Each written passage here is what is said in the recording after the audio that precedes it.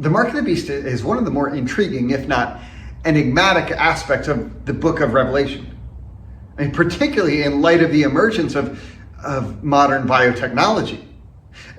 Don't get me wrong, I think having a subcutaneous chip inserted into your palm because Apple Pay on your phone or using a credit card or, heaven forbid, cash is too inconvenient, it's creepy, of course, and it reeks of any number of dystopian sci-fi movies.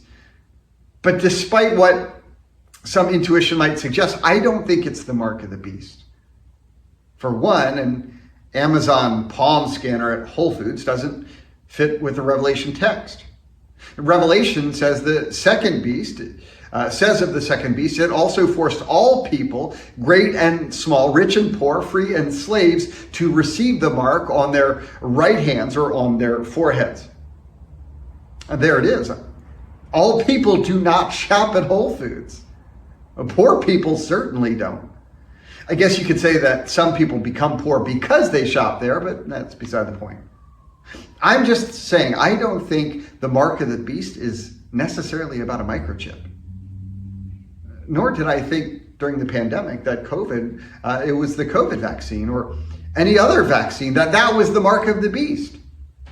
Looking back, I couldn't find any specific pastor who made such a claim. There was one with a significant degree of influence and following who compared the COVID vaccine to the mark of the beast, along with an RNC official who arguably made a similar allusion. But by and large, despite the reporting on it, it seems like those who chose not to get the jab did so for reasons other than its supposed apocalyptic connection.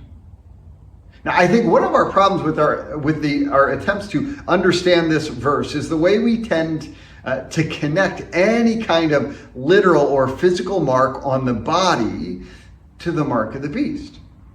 Now, if you're an attentive reader of Revelation, you know why this is problematic. And we read previously in Revelation 7, verses 2 and 3, John saw another angel coming up from the east, having the seal of the living God.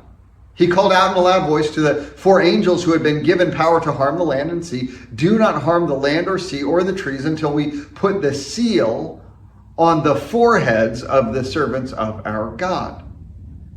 Not that we're there yet, but in Revelation 14, verse 1, John says, "Then I looked, and there before me was the Lamb standing on Mount Zion, and with him 144,000 who had his name and his father's name written on their foreheads." And that's not all. In Revelation 22, when the throne of God and of the Lamb is said to be in this city, we're told of the redeemed, they will see his face and his name will be on their foreheads. This is a bigger theme than most of us realize. The mark of the beast stands out to us because it's taboo, it's sensationalized, but it's just another cheap knockoff. In Deuteronomy, after giving the people the Shema and instructing them how to pass it on, they're told, tie them as symbols on your hands and bind them on your foreheads. That sounds familiar, doesn't it?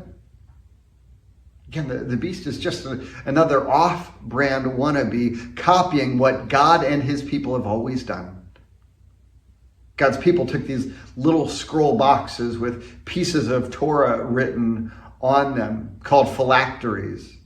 And they tied them to their foreheads and to their hands to remind them of God's faithfulness and their commitment to respond in kind.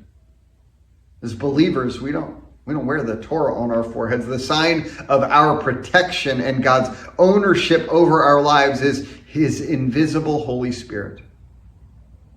And for us today, our focus shouldn't be on whether we inadvertently or accidentally take on the mark of the beast. Rather, it should be on whether or not we are regularly living up to the name that's invisible, but still there on our foreheads. I mean, it might not be written in visible ink, but there's a way you and I can live where people will see the name all the same. Have a blessed week.